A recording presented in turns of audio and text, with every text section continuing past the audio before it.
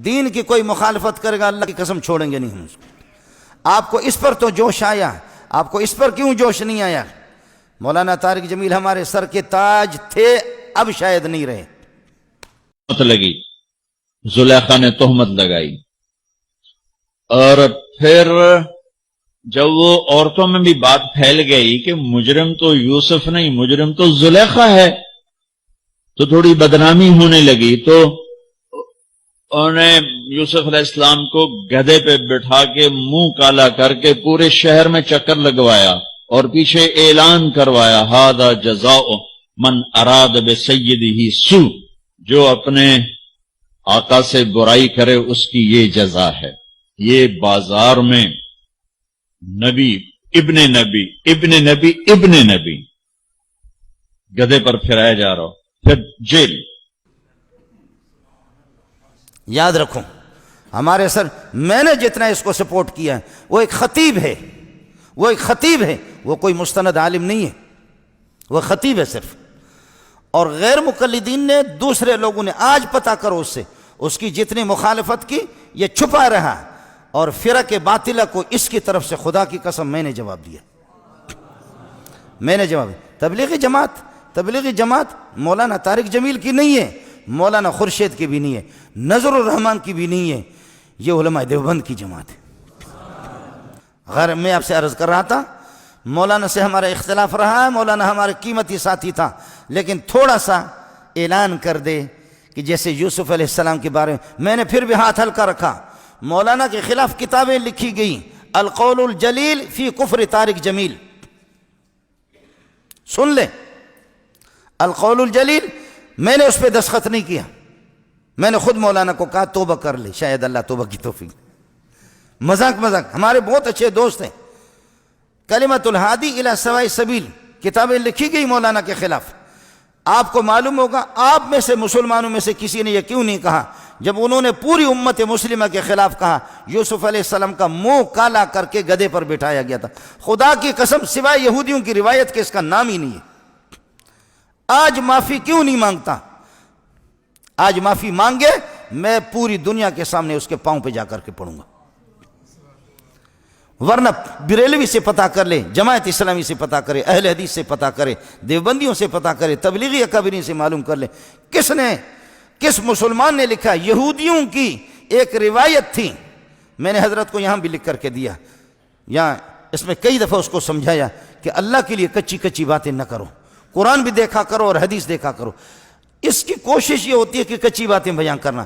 مولانا ہمارے سر کے تاج تھے، انسان سے غلطی ہو جاتی ہے، معافی مانگے یوسف علیہ السلام سے، معافی مانگے، اور نہیں تو پھر آپ مجھ سے گلہ نہ کر لیں، میں اپنے رب کو راضی کر سکتا ہوں، آپ کو ناراض کر سکتا ہوں۔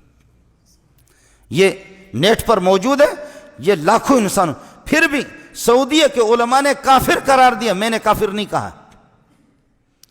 آپ سعودیہ کے علماء کے بالکل موجود ہیں، انہوں نے کافر تک بھی قرار دیا کہ یوسف علیہ السلام کی توہین کیوں کی اس طرح۔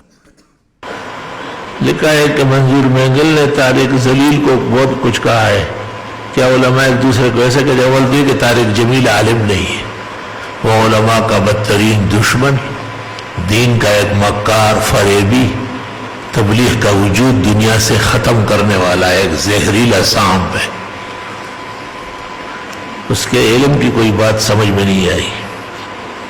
یہ جو مینگل نے کہا ہے شاید کم کہا ہے، وہ اس سے زیادہ کا حقدار ہے۔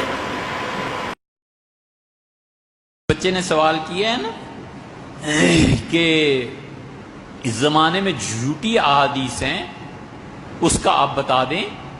ابھی تک تو کوئی کتاب لکھی نہیں، یہ ابھی ایک بیان آیا مولانا طارق جمیل صاحب کا، یوسف علیہ السلام کی جب جیل بھیجا گیا تو اس سے پہلے ان کا منہ کالا کر کے پورے شہر میں بھجایا گیا۔ کہاں یار سیدنا یوسف علیہ السلام کا ولیعوذ باللہ خدا کے پیغمبر تھے، کس نے آپ سے کہہ دیا کہ ان کا منہ کالا کیا گیا؟ جھوٹ کسی اور نے لکھا ہے، آپ اسے پبلک کو بتا رہے ہیں، آپ قائد ہیں، ہزاروں آدمیوں کی آپ رہنمائی فرما رہے ہیں، آپ پڑھیں تو صحیح نا، کوئی حوالہ تو بتائیں کہاں لکھا ہے۔ مولانا طارق جمیل صاحب کے کئی بیانات 10 سن لو، اور ان 10 میں جتنی حدیثیں وہ کہتے ہیں سب جھوٹ ہے، اس 20 سال ہو گئے اس صدی کو، یہ ہماری بات ہزاروں لوگ سنیں گے، ان 20 سالوں میں اتنا بڑا جھوٹا حضور صلی اللہ علیہ وسلم پہ جھوٹ اور تہمت لگانے والا ہم نے نہیں دیکھا۔ جتنے مولانا طارق جمیل ہیں 10 کیسٹیں سن لو، حدیثیں لے آؤ، ہمارے پاس حضرت ہی کے بعد جاؤ، کہو حضرت یہ ذرا حدیث کہاں آئی ہے دکھا دیں۔ پورا ڈھونگ رچایا ہے حضور صلی اللہ علیہ وسلم کے والد دادا پر نبی کریم صلی اللہ علیہ وسلم کی چند ایک پشتوں کا ذکر ملتا ہے۔ طارق جمیل صاحب پورا بیان کرتے ہیں کہ فلاں سے آدم علیہ السلام تک پہنچاتے ہیں۔ اے حضرت آدم علیہ السلام تک کہاں پہنچاتے ہیں؟ آپ اسے ثابت بھی کریں۔ 40 باپ آپ گنتے ہیں، دادا پر دادا 40 پشتیں، 40 پشتوں میں حضرت عبداللہ سمیت رسول اللہ صلی اللہ علیہ وسلم کے والد سمیت ہر ایک کی عمر اگر 1,00,000 سال بھی مان لی جائے تو دنیا 40 لاکھ سال سے زیادہ پرانی۔ آپ ان آثار قدیمہ کو کیا کریں گے؟ آپ سائنس کی تحقیق کو کیا کریں گے؟ جب یہ جھوٹ ہے تو کیوں آپ لوگوں کے منہ آتے ہیں؟ اگلے جو منکر اور دہری ہیں وہ کہیں گے حضرت دنیا بنے کروڑوں سال ہو گئے، کس آدم کی بات آپ کر؟ کتنے جھوٹ گنوائیں؟ حضرت رسالت پناہ صلی اللہ علیہ وسلم کا نسب یہ ہے، یہ سب جھوٹ ہے۔ اللہ کہتا ہے تو یہ کر تو میں یہ کر، تو یہ کر کے تو دیکھ میں یہ کروں گا، تو کر کے تو دیکھ یا میں کروں گا۔ یہ 8-10 جھوٹ گھڑے ہوئے، بڑا پاپولر ہوا، لوگوں نے بینرز اس کے چھاپ دیے۔ ایک صاحب ہمارے بھی دوست تھے، ہم اس میں لکھ دیا مسند احمد میں آیا، میں نے کہا مسند احمد یہ پڑھیے ذرا نکال دیں یہ کہاں ہے۔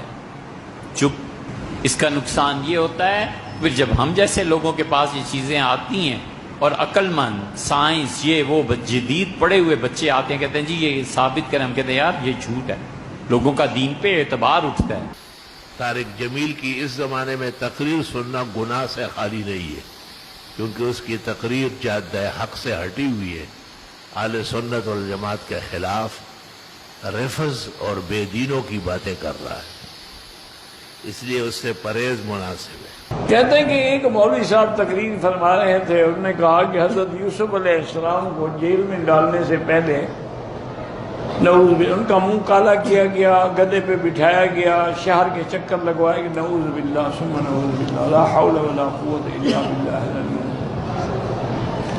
انا للہ و انا، اللہ پاک اپنے انبیاء کو اتنا ذلیل اور رسوا نہیں کرتے۔ انا لننصر رسلنا والذین آمنوا فی الحیات الدنیا ویوم یقوم الاشہاد، اللہ فرماتے ہیں ہم اپنے رسولوں کی مدد کرتے ہیں۔ یوسف علیہ السلام کا جیل جانا جو ہے یاد رکھو یہ کوئی بطور سزا تو تھا ہی نہیں، تمہیں کیوں گدھا پہ بھی بیٹھنا پڑ گیا؟ اس مولوی کو کسی نے بٹھایا ہوگا گدھا پہ، اس نے اپنا غصہ یوسف علیہ السلام پہ نکال دیا۔ یہ جو تبدیلی کرتا ہے احکام میں نا اور ایک نیا دین بنانے کی کوشش کرتا ہے جبکہ اس کا کوئی علمی مقام یا استعداد صفر کے درجے میں، خود کہتے ہیں کہ ہمارا تو تبلیغی مطالعہ ہے، سطحی علم میں اور عوام میں کہتے ہیں شیعہ کافر نہیں ہے، سطحی علم میں کہتے ہیں کہ صحابہ کرام کو کافر کہنے سے کچھ بھی نہیں ہوتا، یہ دیکھیں ذرا یہ سطحی ہے۔ آج کل ایک دینی حلقوں میں بڑی عجیب سی بحث چل رہی ہے کہ وہ بھی مولانا طارق جمیل صاحب کے حوالے سے، کہ شاید انہوں نے مولانا طارق جمیل صاحب نے یہ فرمایا ہے کہ صحابہ کرام کے اوپر جو ہے وہ یعنی ان کی گستاخی کرنے سے کوئی جو ہے وہ کافر نہیں ہوتا، گو کہ طارق جمیل صاحب خود بڑے معتبر عالم دین ہیں، بڑی عزت ہے ان کی معاشرے میں اور علماء کرام کے درمیان بھی بڑی عزت سے دیکھے جاتے ہیں، تو آپ کا علم اور آپ کی کیا اس کے بارے میں رائے، ذرا اس میں ہماری رہنمائی فرمائیں، جزاک اللہ خیر۔ جیسے آپ فرما رہے ہیں کہ وہ فرما رہے ہیں کہ اگر صحابہ اکرام رضوان اللہ علیہ مجمعین کو کافر کہنے سے کوئی کافر نہیں ہوتا، تو یہ بات انہوں نے جو کہی ہے تو اب انہوں نے کس موج میں یہ بات کہی ہے؟ میں تو یہ کہتا ہوں کہ صحابہ اکرام کی شان تو بڑی اونچی ہے، ابو بکر تو صدیق ہے، عمر تو فاروق ہے، عثمان تو غنی ہے، علی تو مرتضیٰ ہے، ان کو اتنا اونچا مقام حاصل ہے، وہ تو بہت دور کی بات۔ ایک عام مسلمان کو بھی اگر کوئی کافر کہہ دے، اس کافر کہنے پہ وہ آدمی کافر ہو جاتا ہے۔ صحابہ کی شان تو بہت اونچی ہے، مجھے اور آپ کو کوئی کافر کہہ دے تو اس پر وہ کافر ہو جاتا ہے۔ بھائی یہ تو نبی کا فرمان، نبی نے اصول بیان کر دیا ہے، سیاستہ کی حدیث ہے اگر کسی مسلمان کو کسی نے کافر کہا تو وہ کلمہ کفر اس شخص کی طرف جاتا ہے، اس کے دل کو جھانکتا ہے، چکر لگاتا ہے، اس کے دل میں اگر کفر نہیں ایمان ہے تو وہ واپس لوٹ کر اس کہنے والے کے قلب میں جا کے بیٹھ جاتا ہے اور کہنے والا کافر ہو جاتا ہے۔ تو نبی نے قیامت تک کے لیے اصول بیان کر دیا کہ ابو بکر عمر تو اونچی شان ہے، مجھے اور آپ کو کافر کہنے والا کافر ہو جاتا ہے۔ یہ تو اتنی خطرناک بات ہے۔ اور جبکہ صحابہ کرام رضوان، اور پھر میرے اور آپ کی ایمان کی ضمانت قرآن نے نہیں دی، صحابہ کرام رضوان اللہ علیہم اجمعین کے ایمان کی ضمانت تو قرآن نے دی ہے، بلکہ نہ صرف ایمان کی ضمانت دی ہے بلکہ ایمان کا معیار کوسوٹی قرار دیا، اور فرمایا فَإِنْ آمَنُوا بِمِثْلِ مَا آمَنْتُمْ بِهِ، اگر یہ لوگ ایمان لے آئیں جیسے اے صحابہ تم ایمان لائے ہو فَقَدْ اهْتَدَوْا، تو یہ لوگ ہدایت پا جائیں گے۔ تو گویا کہ ان کی ہدایت کی ضمانت دے دی، تو صحابہ کے ایمان کو تو ساری انسانیت کے ایمان کے لیے کسوٹی اور معیار قرار دے دیا ہے۔ تو ان کا ایمان تو اتنا یقینی کہ قرآن سنت اس کی گواہی دے رہا ہے، ایسے مومن کو کافر کہنے والا مسلمان رہ جائے، یہ بات تو بڑی عجیب ہے۔ اور انہوں نے جس کس موج میں کہی ہے وہی بہتر سمجھتے ہیں۔ میں یہ کہہ رہا ہوں عام مسلمان کو کافر کہنے والا کافر ہو جاتا ہے، اور جو صحابہ کرام رضوان اللہ علیہم اجمعین کو کافر کہے، جن کی زبان قرآن و حدیث کے اندر موجود، جن کو بلکہ ایمان کی کسوٹی قرار دیا، وہ مسلمان کیسے رہ سکتا ہے؟ وہ کافر کیوں نہیں ہوگا؟ وہ تو یقیناً کافر ہوگا۔ طارق جمیل زنادقہ کا سرخیل، جتنے زندیق اب تک گزرے اتنا بڑا زندیق نہیں آیا ہوگا۔ نکاح نہ ٹوٹ ہوتا ہے اور ایمان نہ آتا ہے اور نہ جاتا ہے۔ ادھر یہ نظریات دیکھو ذرا۔ اور میرا کو بیٹی بنایا، میرا نے ہر شہر میں ایک شادی کی، خاوند کے ہوتے ہوئے دوسری شادی ہوتا۔ رواہ طارق جمیل نسلاً و اصلاً خود وہی ہے جیسے میرا ہے، یہ بھی وہی چیز ہے، صرف سر ٹھگی کا امامہ اور چہرے پہ ٹھگی کا داڑھی۔ یہ تبلیغیوں کو شکار کرنے کا عمل ہے، نہ ہی سمجھ۔ بعض باتیں اس کی بہت دکھ کی ہے۔ تو کہتے ہیں قرآن مجید میں ہدایت نہیں، ہدایت تبلیغ لے لے پہلے میں۔ ایسا واضح توہین شاید کسی نے نہیں کی ہوگی۔ قرآن کہتے ہیں ہدی للمتقین، یہ کہتے ہیں قرآن میں ہدایت نہیں۔ بالکل قرآن کو اللہ کی کتاب آسمانی منزل نہیں مان رہا ہے۔ ان کی تمام باتوں سے واضح ہے کہ قرآن شریف کتاب نہیں مان رہا، اور یہ روافظ کا اثر ہے، کیونکہ روافظ بھی موجود ہے قرآن اور اس کا ظواہر اس کو غلط کہہ رہے ہیں۔ جو لوگ ان کو دیندار یا عالم یا ہم کو معلومات نہیں ہے غریبوں کو، ہر جگہ وہ یہ بیان نہیں کرتا۔ ایک بیان یہ ہے کہ مولانا مودودی احمد رضا خان ارکان اسلام میں سے، اور ایک بیان یہ ہے کہ اگر یہ حضرات نہ ہوتے تو علماء دیوبند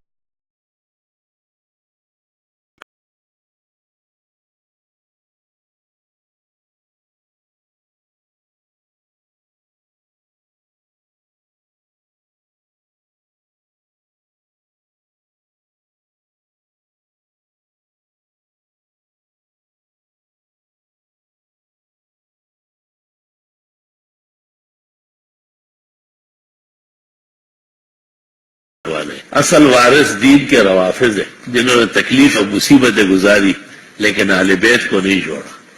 یہ گلگت میں تقریر کی اور تمام باتوں کی تصدیق کی، کسی ایک بات کا بھی نہ کہتے یہ کہا ہے میں نے۔ علماء دین شر سے پہلے واقف نہیں ہوتے، جب اس کی جڑیں لگ جاتی ہے، شاخیں نکل آتی ہے، پورا جھنڈ بن جاتا ہے، پھر کیا ہوتا ہے؟ پھر تو آپ کا مقابلہ کرتا ہے۔ اس سے پتہ چلتا ہے کہ اس کی تقریر میں جو لوگ جمع ہوتے ہیں اور بڑا رش بنتا ہے، یہ بھی ایک سازش کا حصہ ہے، یہ بھی اس کے ساتھ معاونت کرنے والوں کے کوئی حربہ ہے۔ نہ وہ خوش آواز ہے، نہ خوش الحان ہے، نہ اس کے علم میں دقت ہے، نہ صحت ہے، تمام اسرائیلیات خرافات بیان کرتا ہے۔